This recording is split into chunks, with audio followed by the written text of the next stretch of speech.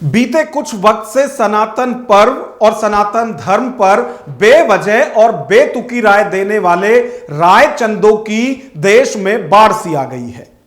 या यूं कहें कि देश में सनातन और हिंदू देवी देवताओं पर बेहुदी टिप्पणी करना फैशन बन गया है और फैशन की इस होड़ में कोई पीछे नहीं है। नेता अभिनेता तो छोड़िए, कोर्ट और सुप्रीम कोर्ट भी सनातन आस्था पर विवादित बयान देने में किसी से पीछे नहीं है। दिवाली पर दिए जलाने को लेकर समाजवादी नेता अखिलेश यादव और आजम खान के बयान पर विवाद थमा भी नहीं था कि एक और नेताजी ने मां लक्ष्मी को लेकर ऐसी टिप्पणी कर दी जिससे देश में सियासी घमासान ही नहीं बल्कि संत समाज में भी उबाल देखा जा रहा है। आखिर कौन है वो नेता जिसके बयान से इतना बवाल मचा है? आज विश्लेषण में हम इसी पर चर्चा करेंगे। नमस्कार, मैं हूं नागेंद्र भाटी। दीपोत्सव देश भर में धूमधाम से मनाया गया, लेकिन कुछ लोगों की फितरत होती है रंग में भंग डालने की, और यह आज की बात नहीं है। हर युग में ऐसे लोग होते रहे हैं जो वैदिक पर्व, पूजा, तपस्या में विघ्न डालते रहे हैं। युगों युगों में सनातन और सनातनियों को इसकी अच्छे से आदत है। अब सनातन के महापर्व दीपावली को ही ले लीजिए। किसी को पटाखों से दिक्कत है तो किसी को दीप जलाने से। अखिलेश यादव राय दे रहे हैं कि दीप जलाने से अच्छा है इलेक्ट्रिक लड़ी लगाई जाए, तो आजम खान ज्ञान दे रहे हैं कि जो दिए जला सकते हैं वो देश भी जला सकते हैं। अब आप अंदाजा लगाइए कि इन बयानों का कोई किसी भी तरह का कोई तुक है क्या? और जब हिंदू आस्था पर चोट करने वाले इस तरह के बेतुके बयान देने का अघोषित कंपटीशन चल रहा हो, तो भला अपने विवादित बयानों के लिए पहचाने जाने वाले स्वामी प्रसाद मौर्य भला कहां पीछे रहने वाले थे? तो वो भी कूद पड़े मैदान में। उत्तर प्रदेश के पूर्व मंत्री स्वामी प्रसाद मौर्य ने देवी लक्ष्मी की पूजा पर ही सवाल उठाकर एक नया विवाद खड़ा कर दिया है। स्वामी प्रसाद मौर्य ने कहा, अगर सही मायने में धन की देवी लक्ष्मी की पूजा करने से धन आता तो दुनिया के तमाम देशों में, गरीब देशों में भारत शुमार नहीं होता। एक बार विवादित बयानों के स्वामी का बयान भी सुनिए, जिसमें वो कह रहे हैं कि धन लक्ष्मी की नहीं, ग्रह लक्ष्मी की पूजा करनी चाहिए। मुट्ठी भर का देश सऊदी अरबिया है, अबू धाबी है। इनकी आर्थिक स्थिति भारत की तुलना में कई गुना बहुत आगे है, तो स्वाभाविक रूप से जहां लक्ष्मी की पूजा नहीं होती वो आर्थिक रूप से मजबूत क्यों? जहां लक्ष्मी, धन की लक्ष्मी की पूजा होती है वो भारत गरीब क्यों? इसका मतलब है, व्यवहारिक सच यही है कि यह एक परंपरा हो सकती है, लेकिन सच्चाई से कोसों दूर है। और सही मायने में अगर किसी घर में किसी देवी की पूजा करनी है तो वो है घर की लक्ष्मी, गृह लक्ष्मी, घरवाली, जो घर को 24 घंटा सोते जागते उठते बैठते रात दिन 24 घंटे घर को साफ सुथरा सुंदर सुघर स्वर्ग बनाने में लगी रहती है। इसीलिए हम दीपोत्सव पर हमने स्वयं अपनी पत्नी का सम्मान भी किया, पूजा अर्चन भी की और लोगों से अपील किया, घर को सुंदर अगर स्वर्ग बनाना है तो घरवाली यानी घर की लक्ष्मी, गृह लक्ष्मी की पूजा करिए, जिससे कि आपका घर सुख समृद्धि से परिपूर्ण हो। और साथ ही साथ वो गृहिणी जो सभी सदस्यों को, छोटे बड़े सबको प्यार की डोर में पिरो करके एकता का पाठ पढ़ाती है, इससे एकता भी घर की मजबूत होगी और घर साफ सुथरा सुंदर भी होगा, स्वर्ग से भी अच्छा होगा। अपनी जनता पार्टी के अध्यक्ष स्वामी प्रसाद मौर्य के बयान से सियासी बवाल मचा हुआ है। बीजेपी और विश्व हिंदू परिषद ने मौर्य के बयान पर तीखा हमला किया है। मौर्य के बयान पर इनका वार पलटवार भी सुनिए। देखिए, ये नास्तिक लोग हैं, जो नास्तिक लोग हैं इस तरह की बात करते हैं, इससे ज्यादा बुरा कर्म उनके साथ क्या होगा भगवान ने उन्हें दिखा दिया, आगे भी दिखाता रहेगा। जीवन में यही बात करते रहे, उनका भगवान अपने पास बुला लेगा। मानसिक रूप से बीमार है। उनकी स्वयं बेटी भारतीय जनता पार्टी में काम कर रही है, वो मानसिक रूप से बीमार है, उनकी बेटी भी उनसे अलग हो चुकी है। क्या लगता है इसके पीछे?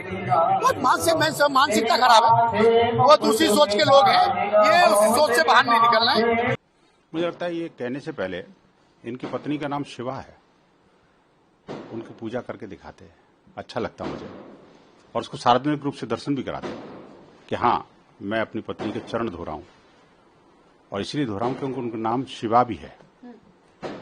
और आप देखिए कि इनकी माता का नाम जो है ना जी, वो भी भगवान से संबंधित है, जगन्नाथ ही है।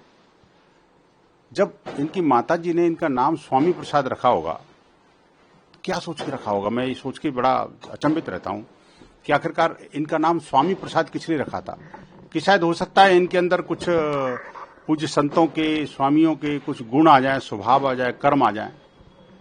लेकिन क्या होता है कि एक व्यक्ति आस्था से कुछ भी हो, व्यक्तिगत रूप से अच्छा हो सकता है, लेकिन जब किसी पार्टी का हो जाता है तो मुझे लगता है सब कुछ बेच के वो निकल जाता है।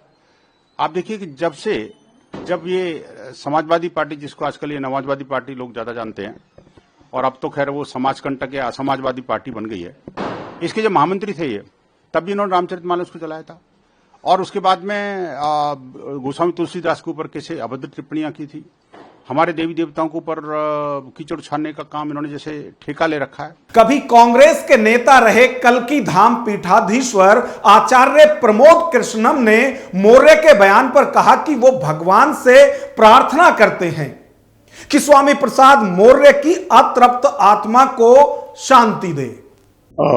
देखिए, स्वामी प्रसाद मौर्य जी ने बहुत दिनों तक बहन मायावती जी की पूजा की। मेरे ख्याल से 15-20 साल कुमारी बहन मायावती जी की पूजा की। फिर कुछ सालों तक उन्होंने अखिलेश यादव जी की पूजा की, और कुछ दिनों उन्होंने भाजपा के नेताओं की भी पूजा की, लेकिन कभी भी अपनी पत्नी की पूजा नहीं की। अगर स्वामी प्रसाद मौर्य जी अपनी पत्नी के चरण और चरण रज अपने माथे पे लगा के पत्नी की पूजा करेंगे तो ये तो सनातन का हिस्सा है। हम तो स्वागत करेंगे, क्योंकि हम तो बेटी में भी लक्ष्मी देखते हैं, माँ में भी लक्ष्मी देखते हैं, बहन में भी लक्ष्मी देखते हैं, पत्नी भी लक्ष्मी का स्वरूप है। लेकिन दिक्कत यह है, स्वामी प्रसाद मौर्य जी ने कभी अपनी पत्नी के चरण नहीं धोए, और उन्होंने बहन मायावती जी की पूजा करी, अखिलेश जी की। इससे उन्हें मिला भी बहुत कुछ, लेकिन वो तो मुख्यमंत्री बनना चाहते थे और उसकी कहीं भी वैकेंसी नहीं थी, इसलिए वो एक अतृप्त आत्मा है, व्याकुल भारत की तरह भटक रहे हैं। और सनातन तो गाय की तरह है, कोई भी गाली दे दो, कोई भी मारो, कोई कुछ भी कर दो, हम तो सनातन हैं, हमें तो सहना है, हमें कोई बांटो, हमें कोई काटो। जब गाय को काटा जाता है कुछ कहती है बेचारी, तो ऐसी सनातन को काटो, बांटो, गाली दो, हम तो कटते रहे हैं, बढ़ते रहे हैं। तो स्वामी प्रसाद मौर्य जी भी वही कर रहे हैं जो मुगलों ने किया था, जो अंग्रेजों ने किया था। भगवान से प्रार्थना करता हूं स्वामी प्रसाद मौर्य जी की इस अतृप्त आत्मा को शांति दे। स्वामी प्रसाद मौर्य के बयान को लेकर संत समाज में आक्रोश देखा जा रहा है। हर कोई मां लक्ष्मी पर मौर्य के बयान से गुस्से में है। कोई उन्हें समाज में रहने लायक नहीं मान रहा, तो किसी की तरफ से मांग की जा रही है कि उन्हें पाकिस्तान भेज देना चाहिए, तो कोई मौर्य की राक्षसों से तुलना कर रहा है। ये तो वो विरोधी हैं जो भगवान विष्णु और लक्ष्मी जी के बारे में कोई कह रहे हैं कि कोई अस्तित्व नहीं है, ये कोई साक्ष्य नहीं है, ये कोई परमात्मा नहीं है, ये साधारण मनुष्य है। ऐसे लोगों को हिंदुस्तान में कोई जगह नहीं होनी चाहिए, सीधे पाकिस्तान जाए, इनका किराया भाड़ा महामंडलेश्वर विष्णुदास में दे दूंगा। स्वामी प्रसाद नहीं है, कामी प्रसाद है। इस कामी प्रसाद को इतना जूता मारूंगा कि यह अपना मुख कहीं दिखाने लायक नहीं है। इसको स्वामी प्रसाद किसने कहा? यह कामी प्रसाद है। इतना इस कामी प्रसाद को जूता पड़ेगा कि वह अपना मुख कहीं दिखाने योग्य नहीं रहेगा। स्वामी प्रसाद मौर्य जी का दुर्भाग्यपूर्ण बयान कि मां लक्ष्मी पर टिप्पणी, अच्छी बात है। हमारे यहाँ 24 अवतार में से एक अवतार भगवान बुद्ध का भी है। हनुमानगढ़ी के मेन द्वार पे देखेंगे भगवान बुद्ध की मूर्ति लगी हुई है। राम मंदिर में देखेंगे भगवान बुद्ध की मूर्ति लगी हुई है। आप कनक भवन में देखेंगे भगवान बुद्ध की मूर्ति लगी हुई है। भगवान बुद्ध की पूजा करनी चाहिए, लेकिन एक आस्तिक होता है, एक नास्तिक होता है। स्वामी प्रसाद मौर्य ना आस्तिक में है ना नास्तिक में है। जिस प्रकार से उन्होंने सनातन पे मां लक्ष्मी पर टिप्पणी किया है, दुर्भाग्यपूर्ण है। इसका पुरजोर विरोध करते हैं, निंदा करते हैं। और मैं तो ये कहता हूं कि स्वामी जैसे व्यक्ति को समाज में रहने का कोई अधिकार नहीं है। इनका स्वागत हर एक जगह मुंह काला करके होना चाहिए, क्योंकि ऐसे नीच व्यक्ति, ऐसे आतंकवादी मानसिकता का व्यक्ति, ऐसे समाज में द्वेष और कलेश फैलाने वाला व्यक्ति को समाज में रहने का कोई अधिकार नहीं है। सिर्फ जूता से स्वागत होना चाहिए और काले पेंट से स्वागत होना चाहिए, और कुछ नहीं। यह जो मां लक्ष्मी को लेकर के जो बयान दे रहा है कि इतिहास में कहीं साक्ष्य नहीं मिलता, इस मूर्ख को यह नहीं पता है ये कौन सा इतिहास पढ़ा है? वेदों में, पुराणों में, शास्त्रों में सब जगह मां लक्ष्मी का वर्णन है। लेकिन यह मूर्ख जो है लगातार सनातन के विरोध में इस तरह का बयान देता है, जिससे सनातनियों को कष्ट पहुंचे। और आज के इसके बयान से तो पूरे गरीबों में, सभी दलितों में बहुत दुख है। स्वामी प्रसाद मौर्य सनातन विरोधी तो पहले से ही था, लेकिन आज यह दलित विरोधी, आदिवासी विरोधी, गरीब विरोधी और मुस्लिम विरोधी भी अपने आप को ठप्पा लगा लिया, साबित कर लिया। हिंदू आस्था पर स्वामी प्रसाद मौर्य का यह पहला वार नहीं है। इससे पहले वो रामचरितमानस पर भी विवादित टिप्पणी कर चुके हैं। कभी हिंदू ग्रंथ पर सवाल उठाते हैं तो कभी देवी देवताओं को औचित्यहीन कहते हैं। ऐसे में सवाल यह उठता है कि स्वामी प्रसाद मौर्य हो या फिर वो कोई भी जो सनातन को टारगेट करके अंट संट बयान देते हैं, क्या वो किसी और धर्म पर इस तरह की टिप्पणी कर सकते हैं? और यदि कर सकते हैं तो फिर एक बार हिम्मत जुटाकर करके दिखाइए, पता चल जाएगा कितने बड़े बयान बहादुर हैं। सनातन की चुप्पी को कमजोरी समझा जा रहा है। जिसका जो मन करता है वो कहकर निकल जाता है। कुछ दिन गुस्सा और फिर सब शांत। सनातन शास्त्र कहता है कि धर्मो रक्षति रक्षित है, यानी हम धर्म की रक्षा करेंगे तो धर्म हमारी रक्षा करेगा। लेकिन क्या सनातनी धर्म की रक्षा के लिए कुछ कर रहे हैं? यदि नहीं तो इनकी जरूरत के वक्त धर्म भी वैसे ही मौन रहेगा जैसे आज सनातन धर्म रक्षक चुप्पी साधे बैठे हैं। और फिर सबको याद आएगा धर्मो रक्षति रक्षिते का क्या मतलब होता है। किसी को दूसरा कोई लाभ चाहिए तो वो भी हिंदू देवी देवताओं को ही टारगेट करता है। और सनातन धर्म को मानने वाले सब चुप्पी साधे बैठे रहते हैं। सही बात है, टॉलरेंस अपनी जगह है। हम हिंसक होने के लिए भी नहीं कह रहे हैं, लेकिन जब आपकी आस्था पर बार बार प्रहार हो रहा है तो फिर यह चुप्पी कब तक ऐसे रहेगी?